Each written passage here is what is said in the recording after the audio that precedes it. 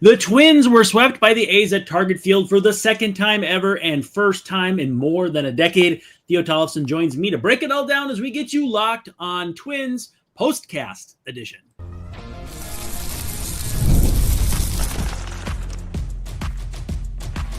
You are Locked On Twins, your daily Minnesota Twins podcast. Part of the Locked On Podcast Network, your team every day. Well, hey, hi, how are you? This is Brandon Warne and the Locked On Twins POSTCAST. I'm filling in for Luke Inman, joined by Theo Tollefson. Theo, covering St. Paul Saints baseball a lot so far this year, some Twins baseball as well. How are we doing? You know, aside from the sweep, we're doing pretty good. Just trying to enjoy the last nice summer days that we're going to be having here. We got a nice cold front coming on over the weekend, which I know some people aren't ready for, but I most definitely am. Well, not only do you get Twins news, but you get weather when Theo Tollefson is with us. Again, thank you for joining us for Locked On Twins and the POSTCAST. You can find us wherever you get your podcasts, as well as on YouTube, free, by the way. So is regular Locked On Twins. Dave and I expect to come live, live-ish to you this evening at some point. We're working out the schedule on that. Lots to get to, though, in this edition of the POSTCAST. Twins fall 8-3 in the finale. A 6 spot in the second inning looms large as Jose Urena, or as I put on the graphic here, you're in a hole early. They were in a hole early as the Twins were down 6-0. Scratched back to 6-2, got the bases loaded, and kind of did what they do with the bases loaded this season. Brooks Lee last time notwithstanding. But in general, not a great day at the ballpark. Now, if you don't remember the last time the Twins were swept by the A's at Target Field, it was in 2014. It's happened twice. It was in 2012 and 2014. Theo, were you even out of high school in 2014? 2014, I was a sophomore in high school. So I went to my 10-year high school reunion that year. Oh. So, yeah. But memorable series. Mm-hmm. It was on the April 7th, 9th, and 10th. So in my brain, I'm thinking if they didn't play the 8th, that's probably the home opener series, right? So they were off the 8th. The 9th, Glenn Perkins, who's doing the broadcast work for the Twins as the color commentator in this series, pitched in the middle game. And that was the Josh Donaldson foul ball where he watched it. Then Perkins struck him out. I think it was like on a back foot slider, and then was chirping at him, and they were going back and forth, and benches cleared and that sort of thing. Not a lot of great things happened in that 2014 season outside of the All-Star game coming to Minnesota, but that was a little bit heated there. So Twins swept for the third time ever at Target Field by the A's. If I were to term this game specific, actually probably just the whole series, Twins seemed disinterested. What word would you use, or how would you describe what you saw from the Twins? You can go whole series, you can go finale, user's choice. I think they just were missing that big oomph in their bat, because last night when I was there, I mean, they were 2 for 15 with runners in scoring position, and they've had plenty of opportunities to get those runs in, and there was no big hit to really do that. And I feel like that just translated throughout the entire series here against the A's, which was the big separator. Oakland had those hits here in this series, and this was not the case for the Twins. So that's what really set them back here. By the way, before we get too far, I want to make sure that you know that this POSTCAST is brought to you by Monarch Money. Take control of your finances with Monarch Money. Use code LOCKEDONMLB at monarchmoney.com. You'll get 50% off your first year. That's monarchmoney.com. Code LOCKEDONMLB for half off your first year. I'm doing my best Luke Inman impersonation. My voice isn't deep enough, but I do have the backwards cap on. I think that's as long as I've known Luke, it's a staple. Has that been the same way this year? Oh, for sure. Yes. Okay. Well, Luke doesn't seem to change much, but I never know for sure. It's been a while since I've seen him. So yeah, tough series for the Twins against the A's. White Sox coming up next. You referenced runners in scoring position. The teams combined, I believe, were 3 for 24 in Wednesday night's game, which basically what I'm seeing is, yes, the Twins struggled. They had a lot of opportunities. They had 11 hits, only 2 runs, but it wasn't like the A's, outworked them or performed them. Both teams were pretty inept with runners in scoring position. What bothered me about this series is anytime you face a young team that is not playing for like where they are right now in the standings, but rather for the future, there's always going to be those guys wanting to play the role of spoiler. Now, the Twins should not have had any less of that type of energy in this game.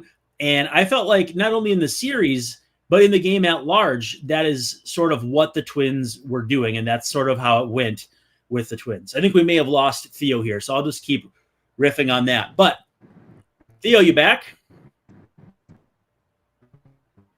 I think we've lost Theo for a second, but we'll just keep going on here.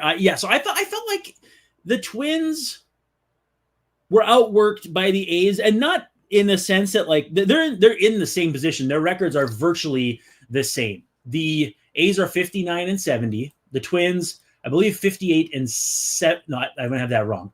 58-69. So functionally, you are talking about teams who are one game separate. Theo, welcome back.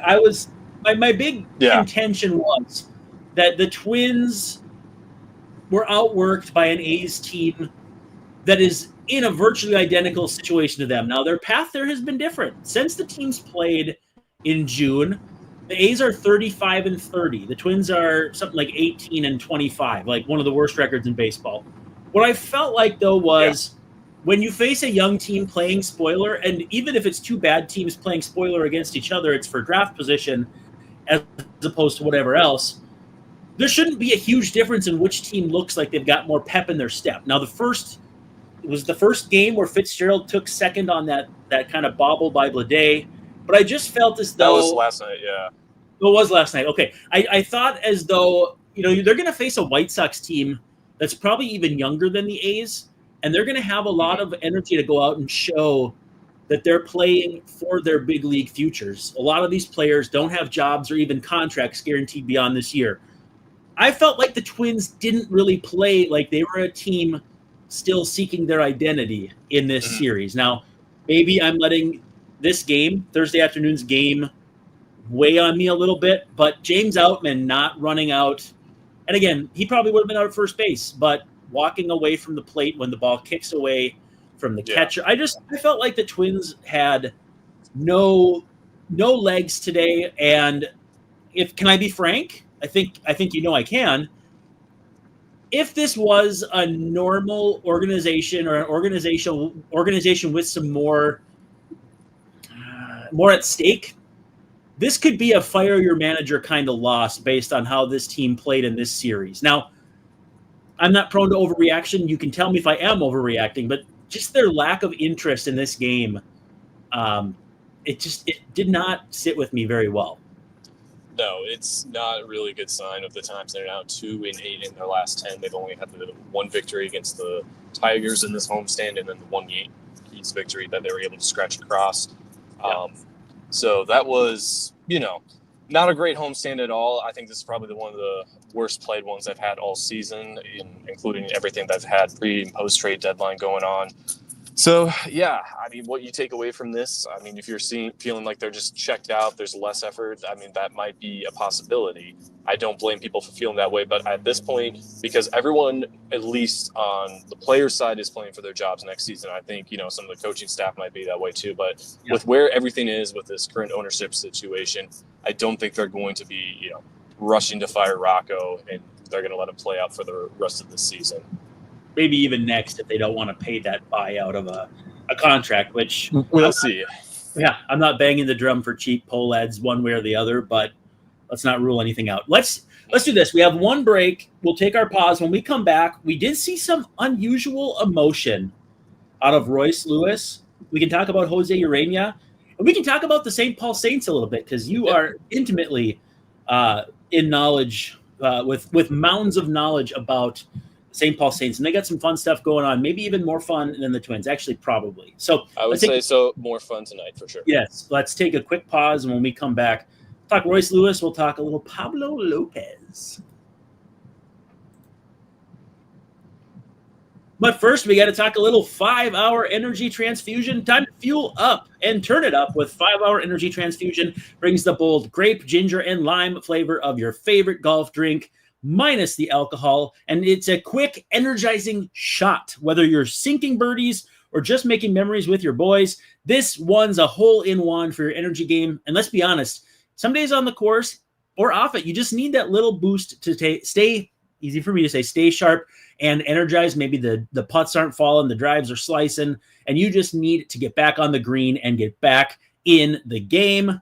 This is where 5-hour energy transfusion comes into play. Golf is all about good times with good people, good friends, and of course, good flavors. The grape, ginger, lime flavor gives you the best parts of your clubhouse go-to without chasing down the bev cart or the bev girl, as they talk about proverbially. But if you go to 5hourenergy.com today, that is the number 5hourenergy.com. You can use the promo code LockedOnGolf to receive 20% off your order. The offer is only valid until September 30th. So you got about another month on one order and cannot be used with other promotions. This code is not good on subscription orders, but whether you're meeting up with friends or trying to turn 18 holes into 36, get the energizing boost you need to power through. Order transfusion flavored 5-hour energy shots today.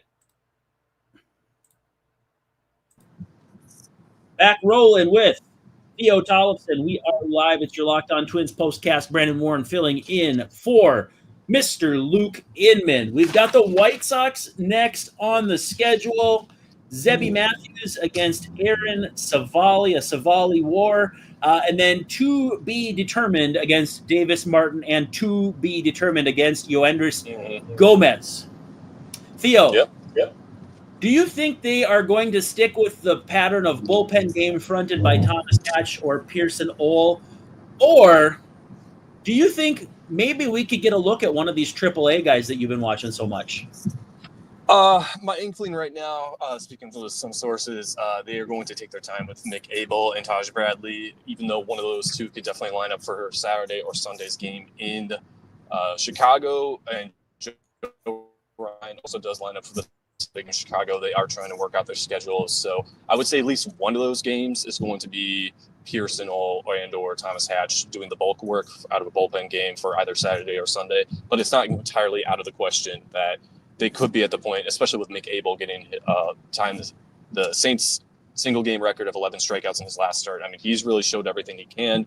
I think he's definitely earned the call up with the 3 starts he's put up in St. Paul. Hasn't been quite the same story for Taj Bradley. He had a really good first start there, but the last 2 been giving up a lot of hits, not too many walks though, so there is encouraging, but he's not getting his swing and miss stuff in the strike zone. So we'll see what happens there.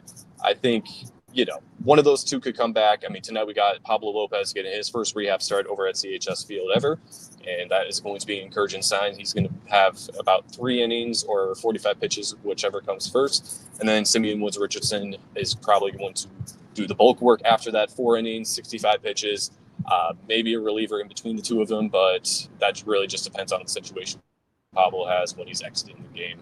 So, it's a good sign. I think they're leaning towards, Simeon just getting one more outing in the minors and then more than likely rejoining the rotation. So that will at least save them some trouble of not having to worry about bullpen games, 2 bullpen games at this point, because I keep feeling like Jose Urena kind of is more bad at this point in his career versus typical. Yeah, I think at the deadline, my perception was that Taj Bradley would be ahead of Mick Abel in terms of coming up and helping the team. I think that that's flip-flopped. How has your perception of the 2 changed? Is that about where you're at too? Yeah, anyone who's been paying attention to their starts honestly would be feeling that way. I know some of the pitchers themselves will definitely not be feeling that way, just given Taj Bradley has a bit more major league experience than Mick Abel, but I think this is this last year of options that Bradley has remaining because he did come up in 2023.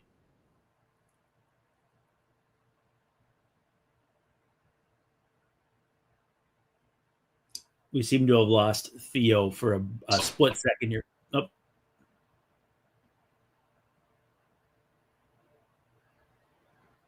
Okay, if Theo gets back on here, he can jump in. But yeah, I feel like Taj was. You still there, buddy?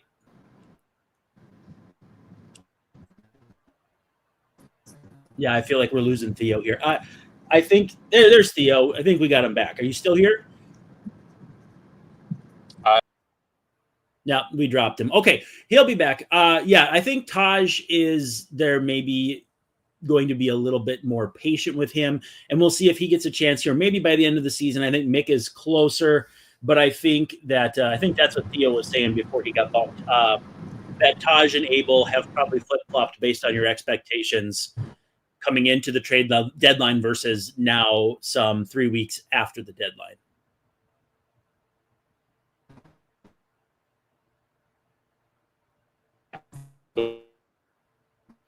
Yeah, we're losing Theo again. That's a real shame. But I do want to also say, with Pablo working and then SWR behind him, if Theo is with us still, I want to know where he stands about if SWR is coming back as a regular starter, a bulk guy, or maybe even a bullpen guy. The Twins certainly would rather have SWR start, but at some point, too, when everybody's healthy, do you have too many starters? That's never been a real issue. I'm not sure that's a real thing. But if there's a chance for SWR to work out of the bullpen, the bullpen is pretty bare. To be frank, to be honest, to be clear, the bullpen is pretty bare. I don't know that means you want to shoehorn someone like SWR into a role like that. But if he comes up and Pablo comes back and you've got guys kind of everywhere, I really like SWR as like a multi-inning fireman. We haven't really seen Rocco use one of those in the past, more so now because the Twins don't really have any sort of path or pattern, or like they're not aggressively pursuing wins every single day. They're doing developmental things while hoping wins come along the way. So I'm eager to see how SWR is used, if they'll build him to start, build him to bulk, build him to whatever. Where is it more valuable for him getting his pitches thrown the rest of the season? Is it in full starter workload with the Twins? Is it bulk guy workload with the Twins? Is it multi-inning bullpen workload? I don't know what it is. So we'll see what happens. We'll see what the Twins decide. But again, Pablo and Simeon Woods Richardson going for the St. Paul Saints. I believe they're playing the Express. I think that's the Rangers AAA affiliate. So got beat by them. I think it was 7-5 on Wednesday. Some former Twins farmhands getting in on that. So with that said, yeah, Zebi and Savali on Friday at Rate Field. Got to be careful. Make sure I don't say Comiskey or U.S. Cellular or Guaranteed Rate or Rate Field. A lot of different options, but Rate Field. Then it's going to be determined against Davis Martin, to be determined against Yoendris Gomez. I think we're coming up on Pearson Old Day here with his 4-day rotation coming up. And I'm assuming we'll see a lot of Thomas Hatch, who was working as a starter in AAA before coming over to the Twins. So I was hoping to hear Theo say that it might be Mick Abel or that it might be Taj Bradley. He seems to think those guys are still a little ways out. One last thing before we go here. Royce Lewis coming off the field and slamming his helmet. Not something we see a lot from him emotion-wise. And I'm not saying that guys need to do that. Guys need to not do that.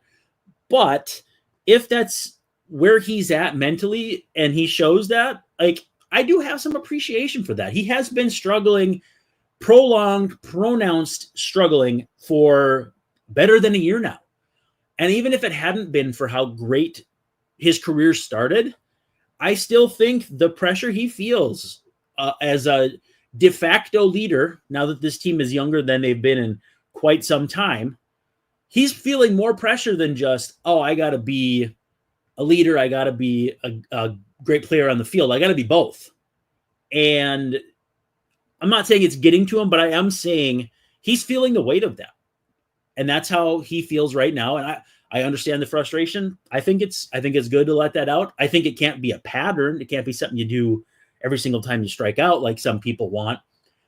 But you see that it's getting to Royce. I mean, sub 650 OPS to this point in the season, even with time missed, even with time served, you would like it to be considerably higher than that. Twins fall 8-3.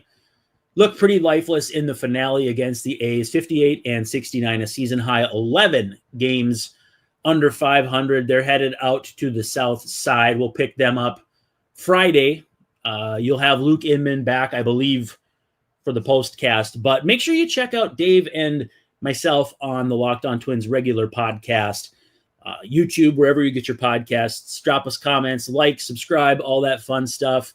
Again, Twins fall 8-3. They are swept by the A's at Target Field for the first time since 2014 and the second time overall. White Sox next, and we'll see what the Twins got here. It's going to be a pretty interesting stretch. Twins got the Padres coming up as well. So it doesn't get any easier after the White Sox.